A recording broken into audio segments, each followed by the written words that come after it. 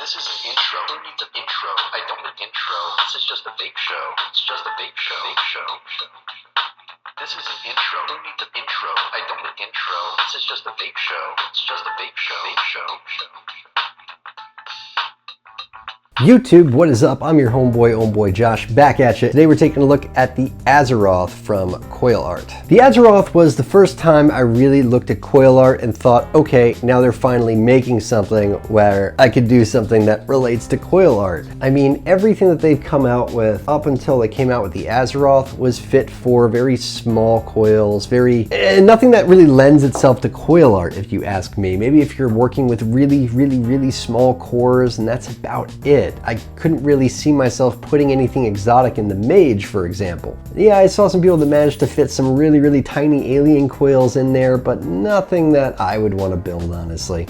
So the Azeroth is here, and the Azeroth has basically taken the Goon deck, put it on top of an RDTA, and in a lot of ways it's very similar to a lot of the stuff that iJoy has really come out with. I don't know, but I mean, looking at the design elements, it's very similar down to the fill hole. I mean, the fill hole in the Azeroth is just like the iJoy products. And the deck as well even looks like you could use something like the combo on there. Inside the box alongside the RDTA, you're going to find an extra tank, you're going to find an extra drip tip, a drip tip adapter, CoilArt vape band, a little black screwdriver, a sticker, some extra screws, baggie of extras and whatnot. The finish is really nice. The finish is like this sandblasted black finish. It's a very nice finish. The CoilArt logo really pops on it. I like the looks of the device overall. On the bottom of the device it says designed by CoilArt, it says Azeroth. Looking at the inner airflow sleeve, you can see that this device is made only for dual coil builds. There is no single airflow adapter that's included, so you have to put a dual coil in here to get the full effect. You have 3 slotted airflow openings, and you can open up the airflow by cinching the top cap open and closed. However, the top cap is so tight that you really can't adjust it at all unless you take off the top cap, pop.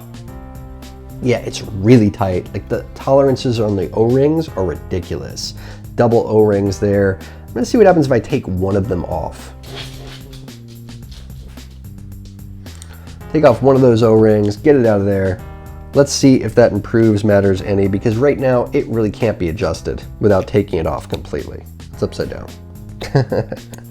There we go. Yes, that improves matters quite a bit, and it's still good and tight. If I were you, I'd definitely remove one of those O-rings. It definitely improves the adaptability of that airflow. Yes, that's much better. You can even adjust it just by holding the drip tip now. That's perfect. I love it. Thank you.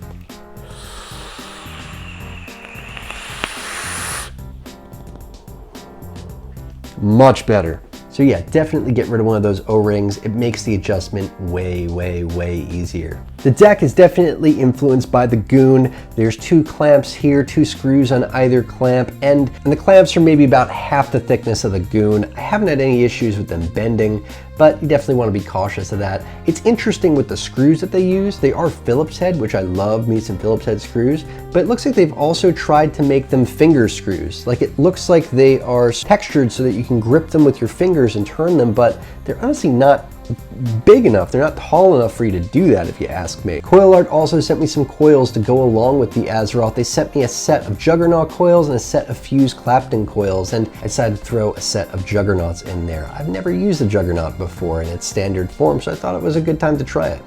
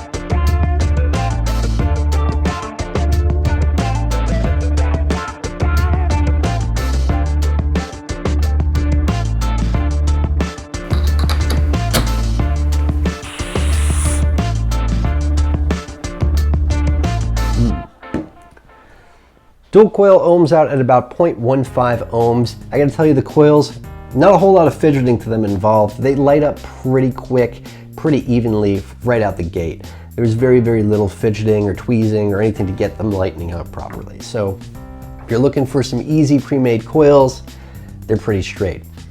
The RDA itself, it's a bit lackluster. It's all right. I vape it at about 120 watts and the cloud production is excellent, even though I'm only about halfway open at the moment.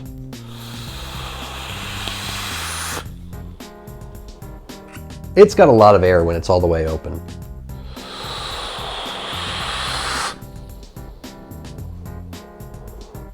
A lot of air when it's all the way open. It's like you're breathing through the thing.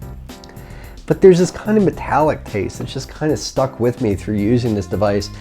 And I think it might be the coils or it might be the RDA itself. I can't really tell, but the flavor is just, I don't know. There's something about it that just isn't agreeing with me completely.